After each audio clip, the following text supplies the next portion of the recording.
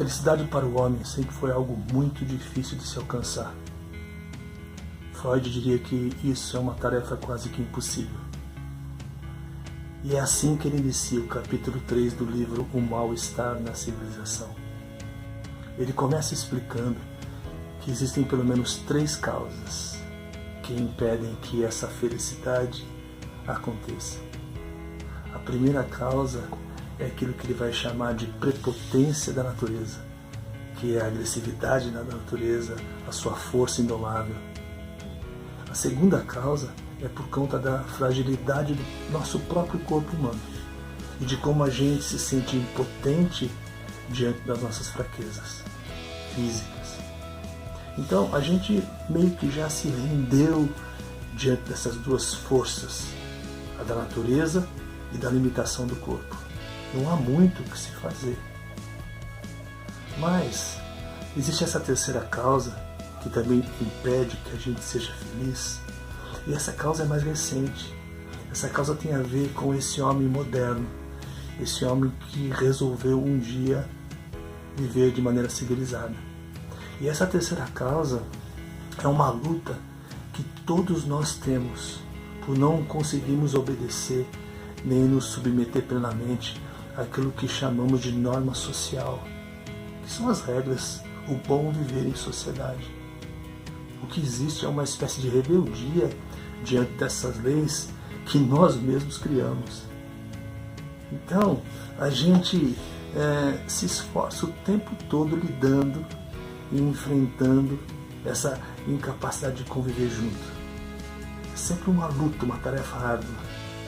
E é muito engraçado o fato de que a gente, ao mesmo tempo, tenha se esforçado para criar esse ambiente social civilizado e também temos dificuldade em viver nele.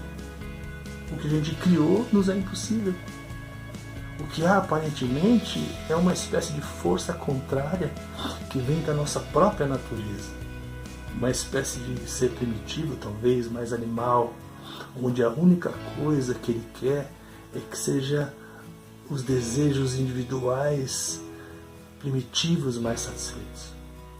Por exemplo, na época do descobrimento, aquela sociedade europeia que já era bastante evoluída naquele tempo, se espantou com a felicidade que os índios selvagens da América tinham naquele modelo de vida tão simples.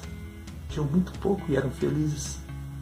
E a gente também se espanta, por exemplo, ao perceber que são as coisas mais simples, aquilo que a gente chama de prazeres baratos. São esses que podem nos dar mais satisfação. Veja que interessante.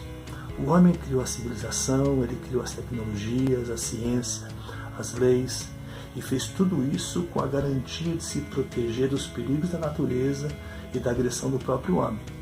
E tudo que ele criou foi muito bom. Tudo que ele criou fez com que a gente sobrevivesse até hoje.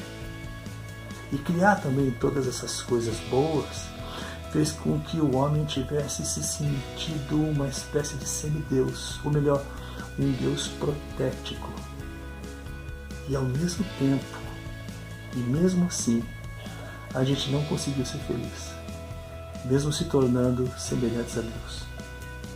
Pelo contrário, a gente se sente cada vez mais vazio, e essa é uma verdade bastante dura de admitir.